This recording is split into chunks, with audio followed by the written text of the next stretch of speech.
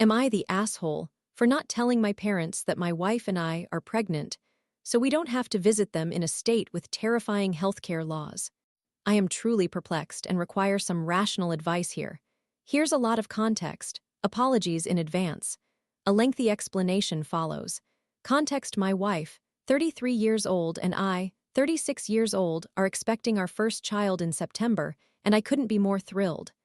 Unfortunately, this is a challenging time for us as a family, particularly after a rather intense public disagreement in a family group chat. About a week after we received the pregnancy news, my parents invited both of their children, myself and my twin brother, along with our wives and their children. My brother has two so far, to visit them in Missouri for a week during the summer. My father has a dream of having all of his children and grandchildren gathered at his home at the same time. This has yet to occur.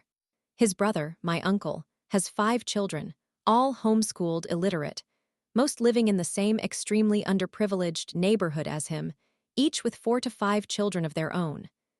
As a result, his house trailer is perpetually filled with joyful grandchildren and weary, illiterate mothers who remain with their abusive partners because they see no other option. This is my father's definition of success, and he cannot comprehend how the methods his brother employed to keep his family close have negatively impacted all their lives. My father does not recognize how much I appreciate the fact that he overcame his instincts and enrolled my brother and me in public school, leading us to much more prosperous and stable lives. His absence has led him to believe he was a failure as a father, and this vacation invitation reflects an ongoing desire to unite everyone, which is, in itself, a heartfelt request. For my wife and me, this visit was not feasible. If any complications or medical concerns arose during that time with the pregnancy, we would face a long journey to find a clinic where we could reasonably expect to receive proper medical care. This wasn't our only reason for declining, but it was one of several factors. We jointly decided to inform them that we were reserving our leave for a more significant opportunity for time off in the fall. Upon reflection, this was a more suitable explanation since it was entirely truthful. We have very limited time off currently, and for reasons I will elaborate on later. We informed my brother and sister-in-law about our plans and the reasoning behind them, including our concerns regarding health care in a deeply conservative region of a staunchly conservative state. My sister-in-law seized this as an opportunity to express her grievances with my parents via text. She unleashed her thoughts. She stated how their political views affected her feelings. She is of non-white descent and conveyed her fears about bringing her children to Missouri. She deeply implicated them as Trump supporters as part of the reason for her feelings of insecurity and alienation. I concurred with everything she articulated. There are difficult facts to consider here as well. My sister-in-law is somewhat unwelcome in the family dynamic. It's possible that no one truly understands her, and she is the innocent casualty, but even with my wife and me, she has significantly distanced herself and built walls around herself. This appears to be a pattern for her. She has disconnected from both sides of her family and now seemingly from her in-laws as well. However, she is correct. As a mother, she is justified in wanting to keep her children away from an environment she perceives to be hostile towards them. Unfortunately, having her as the messenger has irritated my parents. As a manifestation of that irritation, my mother replied to this message with dismissal. I have had numerous conversations with my sister-in-law that I had to end with some form of dismissal. It's important to highlight that none of those discussions were about politics or culture, but rather about trivial issues, such as whether I should have brought my own snack to her house. Didn't I think she had provided enough? Or concerning her choice to stay in a cabin for an entire week during a sibling getaway in the woods, saying nothing to my wife and me for about 4 days and not participating in any activities to which she was invited, only to bring up on the final day how we do not include her. Oh dear, I am becoming defensive. My sister-in-law can provoke that reaction. My mother's dismissive message upset my wife because she is also of non-white descent. My wife is not at all inclined to alienate people. She is, if anything, a collaborator and a peacemaker. However, as an Arab American in this current climate, she is particularly sensitive, to put it mildly, about the implication that what my sister-in-law wrote was in any way exaggerated. I fully support her stance. Final bit of context. For about a week and a half in April, my wife will be attending an exciting and significant work conference in Salt Lake City. This opportunity is crucial for her career, and she is eager to participate, and I am equally excited for her. When my wife and I first received the invitation to visit during the summer, she categorically rejected it, citing healthcare concerns. I concurred and presented additional reasons for our likely non-attendance, such as not having sufficient time off in September, etc. After receiving my mother's response, my wife reaffirmed her worries regarding healthcare. A few days later, I mentioned that she would be traveling to Utah, which has identical healthcare laws, and that it would be more appropriate to fall back on our reason of saving time off, as otherwise, it might appear that we were applying a double standard and punishing my parents for their conservative voting habits. This made for a challenging conversation. She felt defensive, as if I were attempting to prevent her from going to Utah. Absolutely not. I am thrilled she has this chance. Or that I was trying to get us to go to Missouri. Definitely not. We do not have the time off to spare, especially considering we will need a good amount soon. So, here's a quick summary of context for clarity. Mother-sister-in-law. Conflict via text because the sister-in-law doesn't want to go to Missouri for a vacation during the summer, citing racism. I agree that it's a serious issue. Father his children, struggling to comprehend why we won't visit him so he can achieve successful grandfather status. My wife and I, my parents. We have not yet informed my parents that we are expecting a child due to the tensions mentioned above and how they relate to the politics surrounding women's health care in Missouri. My wife myself. I believe a valid reason for not going on vacation is that we are saving our time off. My wife wants to mention women's health care as a reason for not going, but she has a week-and-a-half-long trip planned during her pregnancy to Utah, which has the same health care laws. It is now time to share the news with family about our forthcoming child. In fact, we have already informed my wife's family, but not yet mine. This situation leaves me feeling profoundly saddened. I believe we should tell them soon and maintain our reason for not going as simply saving our leave. My wife wants to include healthcare access as one of the reasons for her reluctance to attend. I also harbor a desire to confront my parents. I was raised in a fundamentalist Christian environment filled with indoctrination and trauma, and I have yet to fully process what I endured in order to liberate myself from that existence. I also value peace, but not at the cost of someone's safety or dignity, and having harmony within my family matters to me because I am a compassionate human being. I have already considered severing ties with my parents, and after re-establishing contact, I would hate to repeat that exhausting process again. Lastly, if I were to cut my parents off again, as I did in my 20s, I have discovered that I have no real support from any family member. My brother is not really available, or I fear he isn't even permitted, to spend much time with me without upsetting my sister-in-law, while my extended family members are more religiously fundamentalist or politically right-leaning than my parents. In any case, time is running out, and the longer we delay, the more complicated it will become. Am I in the wrong for one? Not being concerned that my wife is visiting Utah despite its similar laws to Missouri. 2. Resisting the temptation to make our visit entirely about a political divide. 3. Delaying informing my parents even though I know it would hurt them to feel left out. 4. Struggling inexplicably to manage this situation. I would appreciate your help. Story 2. I signed a lease, moved in, then discovered my roommate's boyfriend lives here too. Now, things got tense and aita feeling watched. I am a 20-year-old female who recently signed my first lease and moved into my new house. I attend college remotely and work full-time. I met my roommate through an application because I was in a challenging situation. No landlord would agree to lease to me due to my age and lack of a co-signer. I had spent most of the summer living in an Airbnb, so when I finally connected with this girl and her landlord agreed to sign my lease, I seized the opportunity and moved in 2 days later. My roommate is a 27-year-old female. In the first few conversations we had while I was moving in, everything seemed fine. She was pleasant. However, when I arrived, the shared living space was completely filled with her belongings: the couch, cookware, kitchen table, Ring cameras, decor, and utensils. When we first talked, She mentioned she had no objection to my using her items since our kitchen is quite small and her things occupy almost all the space. Things went smoothly for about a month, but then I began to notice her boyfriend was present often.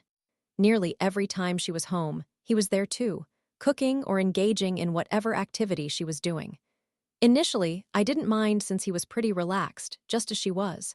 However, I started to see him in the house even when she wasn't there, and that's when my discomfort began. For example, she leaves for work around 6 a.m., and I leave at 7. I would return home at 4 for class, and he would be sitting at the table, eating a bowl of cereal while waiting for her to come back from work at 9. This situation happened repeatedly, and I grew increasingly irritated due to the small size of our home. It is undoubtedly the smallest living space I have ever occupied, with no stairs, making it feel more like a medium-sized apartment than a house. Additionally, the bathroom is right next to the kitchen, so if he was working there and I needed to shower, I would have to walk by a guy I didn't know in a towel. I attempted to find a moment to talk to her about him, but he was always around, which made it awkward for me. Ultimately, I decided to text her about my discomfort, which I disliked because I prefer in-person conversations. Nevertheless, I expressed that it made me uneasy and requested we establish a rule that he shouldn't be home if she wasn't there. We initially communicated via text, and then she and I spoke in person, during which she explained that he had no room at his place and had been sleeping at her house for the past year, which worked for them.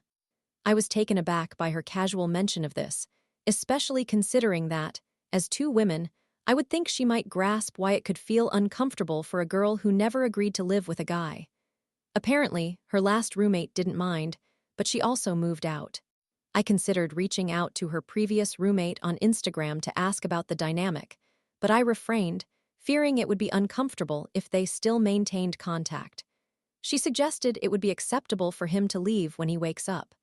I told her I was not comfortable with having her boyfriend over when she wasn't home and politely asked her to help him sort out his living situation. She said she understood and that they would resolve it. This arrangement also violated our lease, which explicitly states that guests are not allowed to stay for more than 10 days. After I brought this up, she was respectful, and I began to see him and his car less frequently. However, since our discussion, the atmosphere has shifted. It transitioned from being friendly to her becoming petty about trivial matters very quickly. She started frequently texting me about dishes in the sink, lights being left on, and the door being ajar, anything she could find to comment on. This frustrated me because we are both quite tidy. Neither of us typically leaves a dish in the sink for more than a day. It struck me as odd that she felt the need to send texts about such minor issues. In addition, it felt like a glaring double standard since she would leave her makeup scattered all over the sink and create random messes while expecting me to clean whenever she wanted. She would continuously text me about the shower curtain, getting upset each time it was left open, and seemed to take it personally. We had both agreed when I moved in that we are smokers, but then whenever she caught a whiff of weed, she would complain about it. I somewhat understood her perspective, but started to sense that she was behaving as if she owned the place and was taking on a maternal role. She would greet me in the morning, and even after having conversations with me, she would immediately text me about something once we were both in our rooms, sending lengthy messages that felt like drawn-out complaints. She began to belittle me in texts, saying things like how hard she worked at 2 jobs, implying that I wasn't contributing as a college student paying $1,200 on my own while also working full-time. She kept calling me girl, and I invited her to come into my room and sit on my bed to talk whenever we were both home. She ignored this suggestion and continued to text me about everything. One day, I prepared a meal, and about 30 minutes later, she sent me a text asking me to wash the pan in the sink. I didn't notice the text because I was focused on writing. When I checked my phone, I found another lengthy message from her stating that she didn't want me using her things anymore and that she expected me to buy duplicates of everything. She had cleared out a tiny space in the cabinet for me, and she even stated that I was not permitted to use the water pitcher we had. Initially, I felt offended and believed it was petty, especially regarding the water issue. However, after a couple of days passed, and feeling I had what I needed having brought along some bowls, utensils, and cups, I decided to use my own items. I intended to wait until we were both in front of each other to address her text, but then didn't see her for 2 days. Then, she sent me a message at 8 a.m. before leaving for work, asking if we could talk to clear the air. I was still in bed and half asleep, so I just rolled over and went back to sleep. When I later texted her, I mentioned that everything was fine, that there was no air to clear, and that her boundary was understood. She did not respond to this message, and the next day she texted me at 11 p.m., asking if we could talk again. I replied affirmatively, saying that I would be available when I got home. She responded, asking if I was not home, insinuating I was hiding in my room, which annoyed me. At that moment, I was with a friend, and her passive-aggressive texts began to feel overwhelming. By the time I returned home, she was already in bed, and I went to sleep. The following morning, I checked to see if my package had arrived using the Ring camera and noticed I was logged out of the account. Since it's her account and cameras, I texted her to ask why the Ring was not functioning. She disregarded my message throughout the day and later texted me while I was working, saying we would discuss it later. I rolled my eyes, thinking that she truly wanted everything to be separate now. I woke up to a lengthy message expressing her frustration that we hadn't communicated, claiming that she was aware I had a problem since she had heard me mention it on the Ring camera. She also accused me of spying on her through the Ring camera, insisting that we needed to have a conversation. I was now very uncomfortable and offended that she thought I was interested in watching her. For clarification, the camera is positioned inside the window facing our driveway, so at night, all it captures is a poor, blurry reflection of the interior. This was her basis for the claim. As of now, we still have not had a face-to-face conversation, and I am just waiting for her to be home while dreading the interaction, as it promises to be awkward. I'm unsure how to handle the upcoming conversation, and will keep everyone updated on how it unfolds. To make matters worse, I was going out with a friend when we drove down the street and spotted her boyfriend's car parked nearby. I started paying closer attention and realized he hadn't actually moved out. He was simply parking down the street. I find it incredibly rude that she would call me out over insignificant issues, such as a dirty pot, while simultaneously violating the lease agreement by having another person living here. Additionally, they split the rent, which feels unfair, considering I pay more and she believes she can dictate how the space is shared just because she's been there longer. Ultimately, I am the one contributing more financially. It also creeps me out that he has been trying to create the impression that he is not home. I genuinely do not understand why she wouldn't move to a one-bedroom apartment with her boyfriend if they want to share a living space. In any case, I am feeling frustrated, and any advice or insight regarding my position in these scenarios would be greatly appreciated. Story 3. I developed feelings for a friend who had a crush on another guy. She faced an ultimatum, and I drew a firm line enough was enough. I met her 4 months ago for the first time in real life as a colleague. There is additional context to this, but we had a conversation or two in online groups, and I was not on the best of terms with her. Frankly, when I first encountered her at the office, I thought she probably disliked me. A few days later, we had a company hackathon and happened to share the same space, which was when I began speaking to her. She reminded me of the few online interactions we had, during which I had put her in the spotlight for all the wrong reasons. I laughed it off, feeling guilty, and that marked the beginning of my friendship with her. From that point on, it became routine for us to converse during lunch, throughout office hours, and later even began talking on the phone when we were both at home. I viewed her as no more than just a friend with whom I unexpectedly got along well. About a month in, she started sharing more personal details, revealing that she had a crush on another guy and how her feelings transitioned from him to me.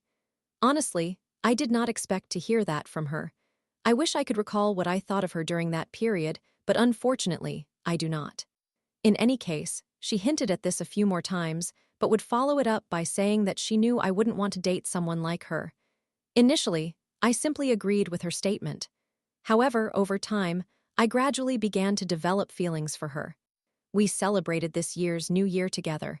It was not a grand occasion, but just spending that day together was enjoyable. I wasn't in the best health, feeling rather under the weather.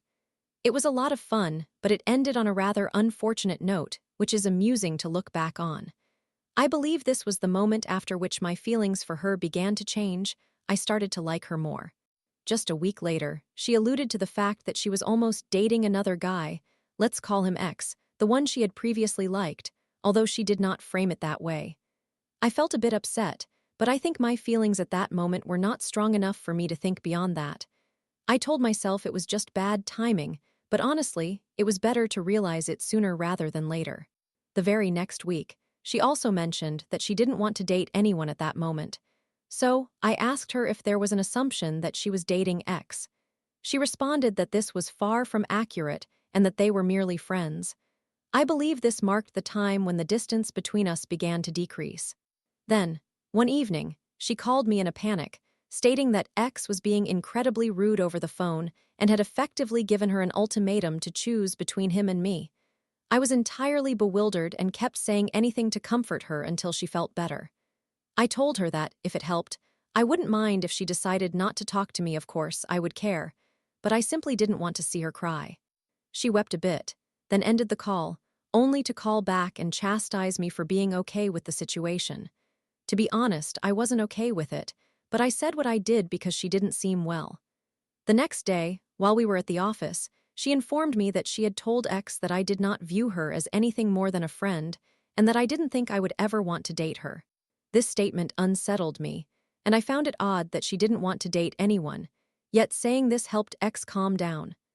What did not help my feelings was how she was often affectionate, holding my hand frequently, and teasingly pulling my hair, which led outsiders to frequently ask if she was my girlfriend.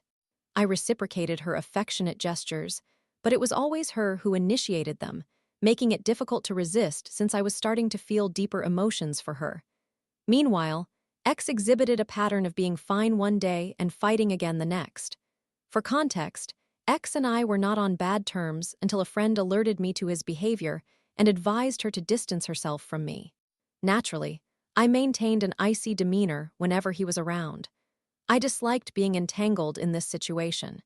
It eventually escalated to the point where he would demand that she choose between staying with me or with him, and despite her always choosing me, he would somehow manage to reconcile the very next day by crying and attempting to guilt-trip her with the same empty apologies.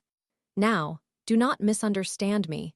I do not think she was making any decisions to benefit herself either, but I personally wanted to think of it as guilt-tripping and manipulation at its finest. I voiced my concern whenever she broached the subject.